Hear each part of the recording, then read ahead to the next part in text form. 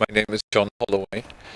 I live in Puebla in Mexico, and I teach at the university there in the area of sociology. My main interest, I suppose, is the critique of capitalism and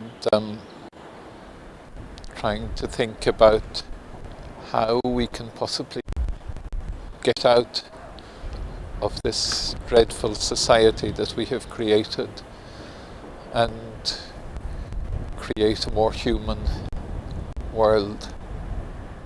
If you look at the experience of the last century, if you look at the experience of revolutionary governments in Russia, in China, and in Cuba, though Cuba is a more complicated case, or if you look at the experience of reformist governments, of the governments that have arrived through, got to power through elections, then I think that universally you can say that the result is a terrific disappointment, a terrific disillusionment, that in no case has a left-wing government been able to implement the sort of changes that the people who struggled for its victory wanted. In all cases, what has resulted is the reproduction of power relations. I mean, perhaps a change in power relations, but the reproduction of power relations which exclude people, which reproduce material injustices, which reproduces a society that is not self-determining. In other words, which reproduces a society in which people do not determine, the people themselves do not determine the development of the society. Now, why?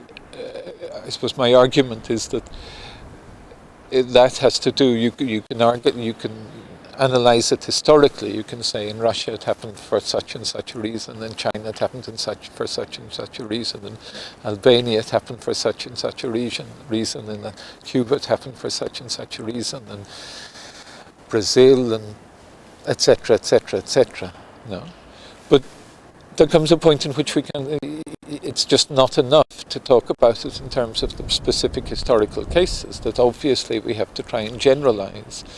And the most obvious conclusion is that there's simply something wrong with the whole idea of trying to transform society through the state. And I think that I would say that the failure to transform society through the state has to do with the nature of the state itself, that the state isn't just a neutral institution, that the state is actually a specific form of social relations, a specific form of social relations that arises with the development of capitalism, and that is based, the form of social relations that is based upon the exclusion of people from power, that is based on the separation and fragmentation of people.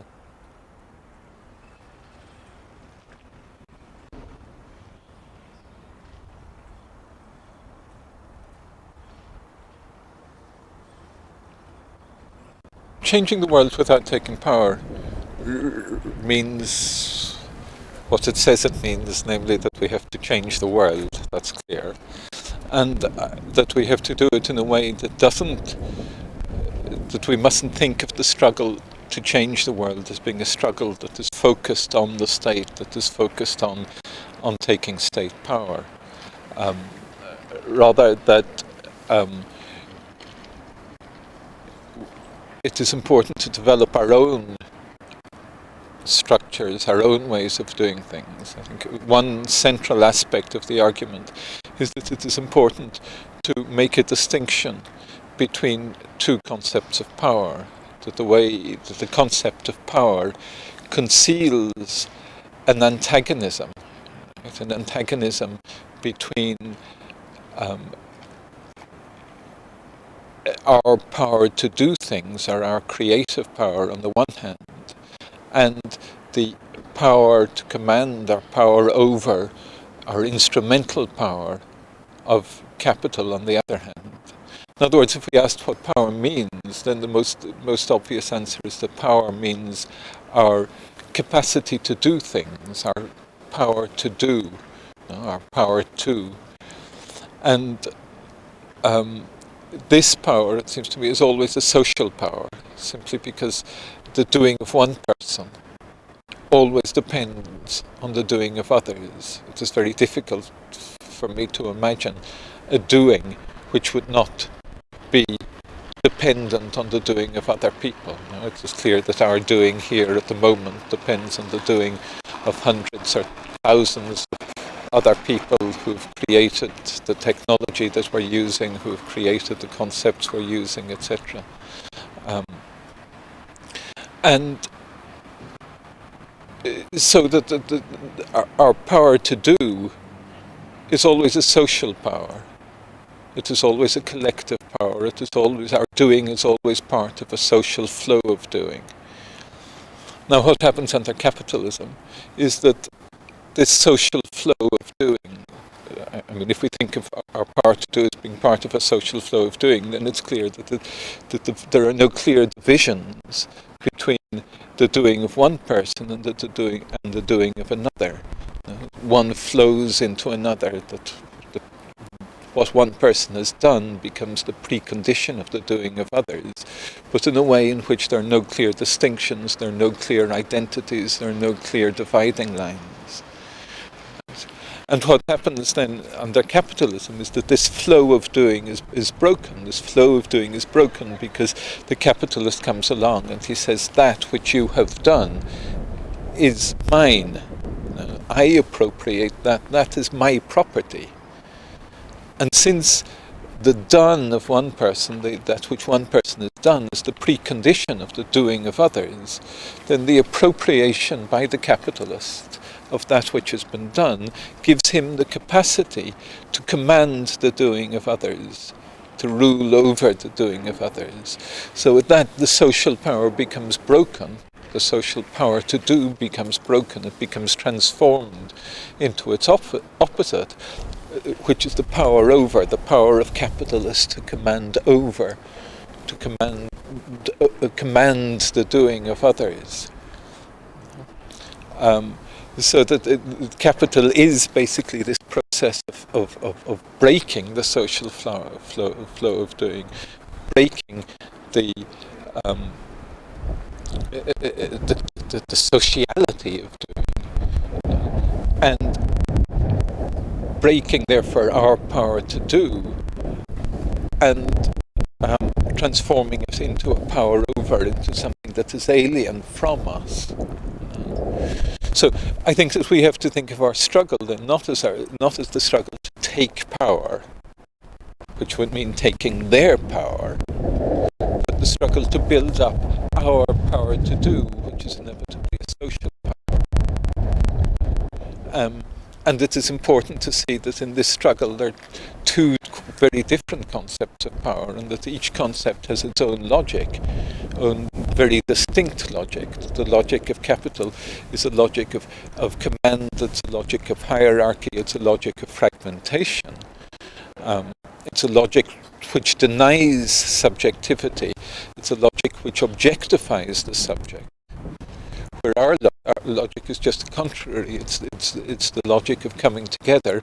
It's a logic of recovering the subjectivity which is denied by capital, and the subjectivity not as individual subjectivity but as social subjectivity. So it means two very different forms of thinking, two very different forms of action. And I think for us to try and think of changing society means having confidence in our own forms of action, confidence in the self-critical development of our own forms of thought and action. Or another way of putting it is to say that if we think of the struggle to change society as class struggle, then it is fundamental to see this struggle as being asymmetrical. Once we start to reproduce their forms, once we start to reproduce once we start to think of our struggle as being the mirror image of their struggle, then all that we are doing is reproducing the power of capital within our own struggles. Yeah, the revolution I have in mind is, I think, has to be thought of as a question rather than an answer. I mean, on the one hand, it is clear that we need some basic transformation of society. On the other hand, it is clear that the ways that we have tried over the last century to transform society through the state have failed. So that leaves us with the conclusion that then we have to try it in some other way. We can't just give up the idea of revolution. I mean, I think that what has happened in recent years is that people have come to the conclusion that because the transformation of society through the state didn't work, therefore revolution is impossible. My argument is just the contrary. I mean, that because that in fact revolution is more obviously urgent than ever. But that means rethinking how we can do it, trying to find other ways. But at the moment, we're only at the stage of being able to ask, as being able to pose the question, and trying to think, well, how on earth do we develop the question? But I think it's important to think of revolution as a question as well, rather than as an answer, because in a way the revolutionary process itself has to be understood as a question of asking, as a question of moving out, not of telling people what the answers are, but actually as a process of involving people in the process, in a process of self-determination.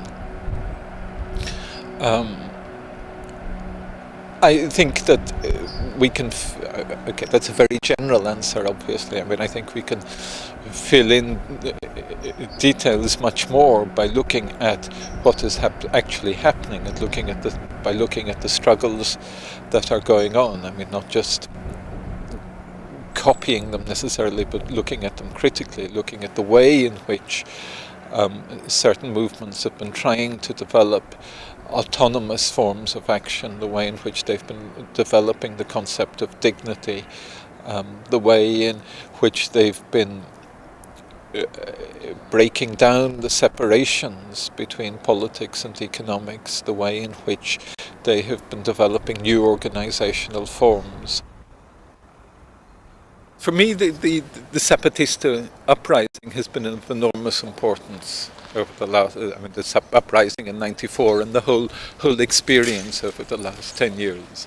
Partly, I think for two reasons. I mean, partly just because they rebelled, they revolted at a time when it seemed that there was no longer any space for revolt in modern society, in modern capitalism.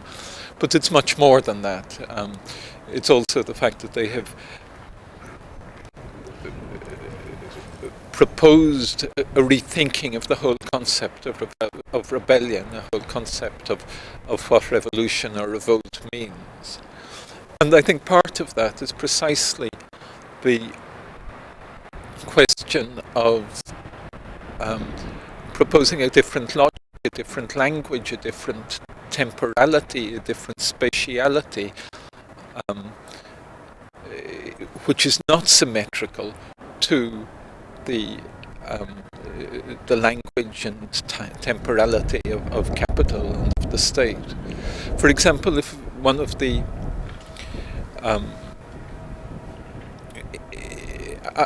after the initial uprising, one of the first important events, I suppose, was the Diálogo de San Andrés, the dialogue between the Mexican government and the Zapatistas in San Andrés,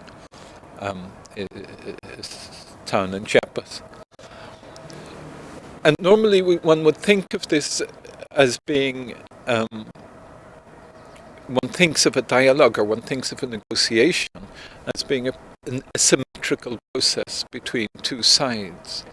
And I think one of the important things was that the Zapatistas from the beginning made it clear, first of all, that they weren't going to negotiate, and secondly, that it wasn't a symmetrical process. I mean, it wasn't a symmetrical process, which I think is something that they underlined, for example, by their dress, by dressing or insisting on wearing their own traditional dress in the process, by insisting, at least in one occasion, on using their own language in the process and not simply bowing to the use of Spanish without more. And one of the interesting points that came up is the question of time, for example.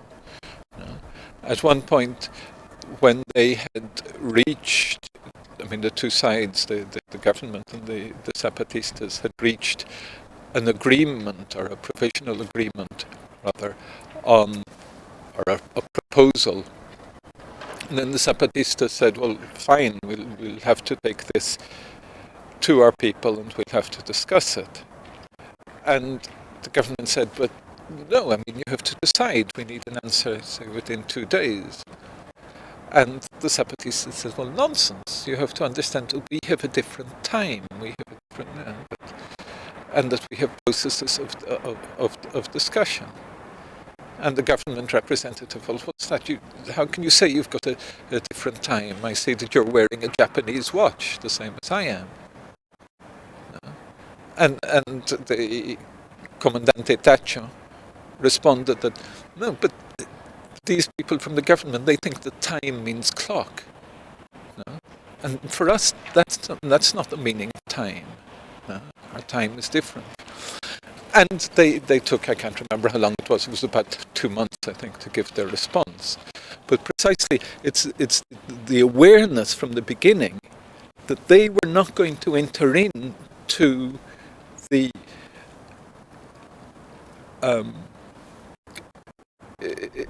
the awareness from the beginning that rebellion meant confidence in their own structures, confidence in their own sense of time, confidence in their own sense of space.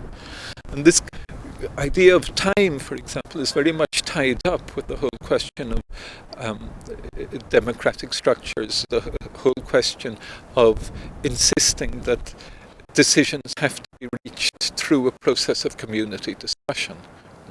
Because if you insist that decisions have to be reached through a process of community discussion, then obviously this takes a lot of time. Or it's just a different sense of time. So that this asymmetry, this lack of symmetry between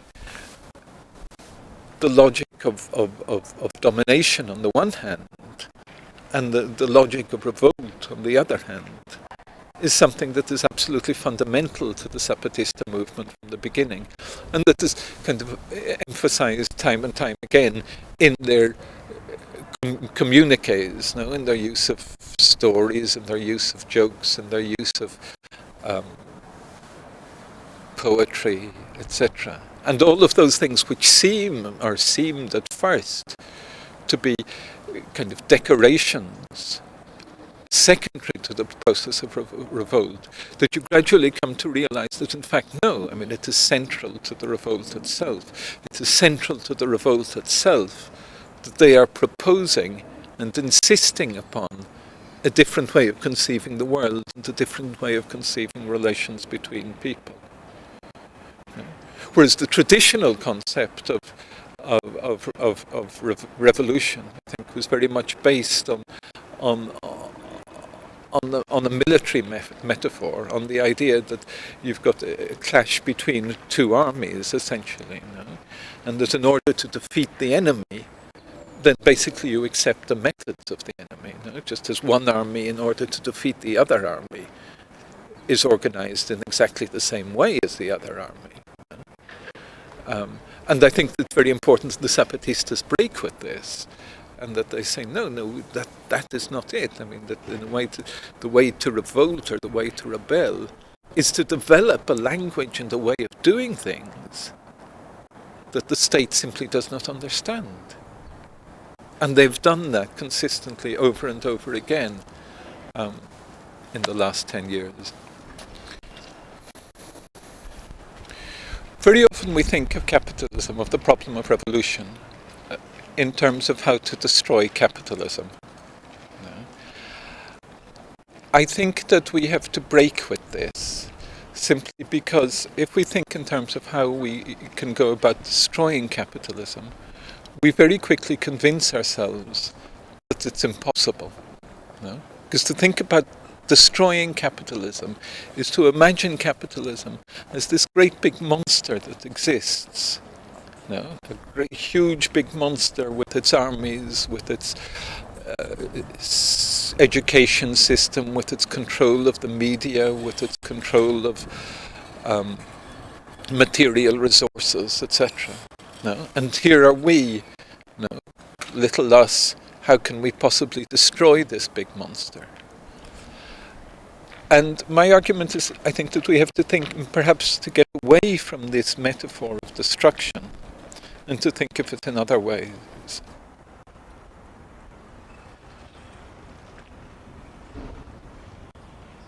Capitalism exists not because we created it in the 19th century or 18th century or whenever. Capitalism exists today only because we created it today. If we don't create it tomorrow, then it won't exist. Right? It appears to have an independent duration, but in fact that's not true. In fact, capital depends from one day to the next on our creation of capital. If tomorrow we all stay in bed, then capitalism will cease to exist. If we don't go and create it, then it won't exist anymore. So if we begin to think of capitalism, in other words, in terms of how we stop creating, if we think of the question of revolution, in terms of how we stop creating it, then this doesn't mean it doesn't solve the problems. It doesn't mean that capitalism will actually disappear tomorrow, or who knows, but perhaps it won't disappear tomorrow. On the other hand, if we begin to think of revolution in terms of how to stop creating capitalism, then somehow we dissolve the image of capitalism as this huge monster that is opposed to us. And we can, I think, begin to open up possibilities, we can begin to open up a new hope, and we can begin to open up a new way of thinking about revolution, a new way of thinking about transforming society.